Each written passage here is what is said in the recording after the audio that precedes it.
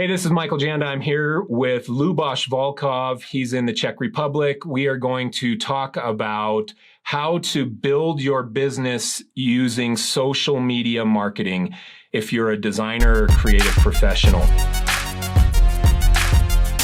So Lubos, why don't you give us a few insights? You've done this really well in your career, and I'll steal a little of your thunder. You've never even had a portfolio site.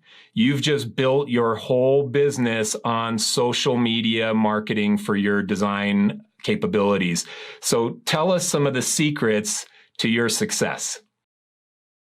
Thanks for stealing my thunder. As you mentioned, I have been sharing my work on social media, especially on Dribbble, Behance, and Instagram. These sites have high exposure and traffic which allow you to get discovered. In fact, every month, my work is seen by almost 200,000 people just on Dribbble. And that's a pretty high number. People and clients go to this site with a specific intention to hire a talent and work with them on their next big thing. So post your work there, something that is very meaningful, unexpected, which is going to lead to higher amount of engagement by designers, which lead to more likes, more comments, and this eventually leads to higher discoverability of your profile by clients. It's just about sharing your high quality work, which is unique enough. I would like to stress out about that word. It needs to be unique. So ideally post the work you want to get more of. Otherwise what can happen is that you will receive the leads and the work you don't want to do. So make sure you post high quality work which you want to receive more of and try to do it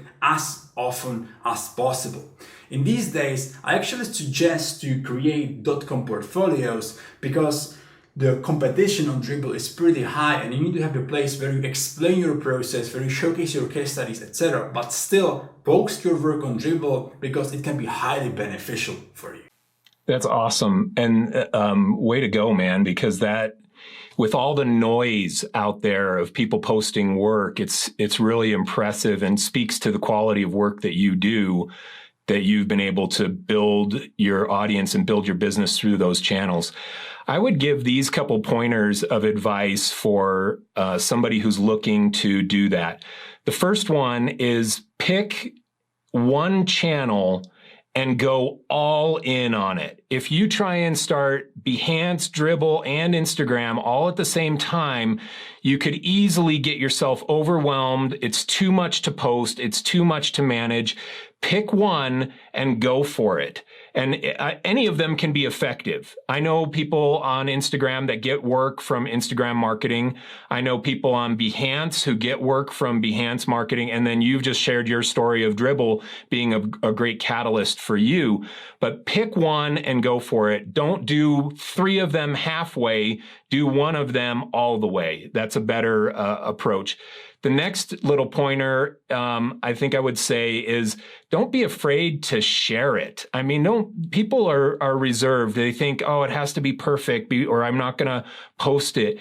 You are better off having some activity than just emptiness in your post. So it may not be as perfect as you want it to be. It's perfection paralysis. You think, oh, I can't post it because it's not perfect. You're better off getting it out there in some fashion than imperfectly than getting it perfect and not posting at all. So I think those are two little pointers that I would say. You have any little commentary on that, Lubos? I actually have that. I'm still having hard times sharing my work. I still feel that it's not good enough. However, you need to realize that this work might not be good for you, but it might be great for the person on the other end. Someone might be looking for exactly stuff you have created. So share as much as you can. And obviously if it's like decent quality, people will reach out to you. You will be surprised by people actually reach out. Maybe they like that little animation you made during the weekend, and this animation can make you $50,000 in the next project. So start sharing your work and share it as much as you can. Yeah, I agree with that. And then curate. The stuff you're posting today is going to suck in a year compared to what you can do. So as you go, as you keep posting better and better stuff, take out the old stuff, delete those posts so that when somebody's scrolling down, they're not seeing the stuff that's not as good as what you can do today. So that's another little advice. And the truth is, and you mentioned this, Lubos, and I appreciated it, is that you don't know what is going to resonate with a potential client. I do this, my social media, I'm not trying to get design clients and things from what I post on social media, but I get this feeling. Probably I post 6 times a week and I probably get it 3 out of the 6. So half the time I look at my post before I post it and I think, is this even any good? Does it suck? And I click post anyway. And then 1 hour later it has 1,000 likes and 100 comments. And I was like, oh, I guess people did like it. I can't even see it. I've been doing this a long time and I can't even see fully past the perfection paralysis that designers get. It's just the nature of who we are as designers. So overcome it by just saying, I'm going to post it anyway. Share as much as you can. Do not get paralyzed by perfection. I would really add to that. Create a schedule that is going to push you. Otherwise, you will always end up saying to yourself, hey, you can do it tomorrow. Create and strictly follow the schedule. That's something that is going to push you and is going to create a hard deadline for you. That will allow you sharing slightly imperfect work, but it will allow you to naturally progress forward. Yeah, it's perfect. I do exactly that. I know I'm going to post every morning sometime between 9 and noon, and I'm posting. And some days I have a big one and some days I have a small one. But I'm posting anyway. I'm getting something out there.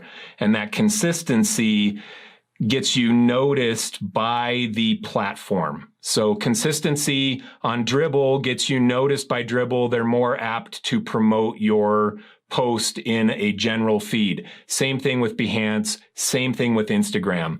Consistency gets you noticed by the platform.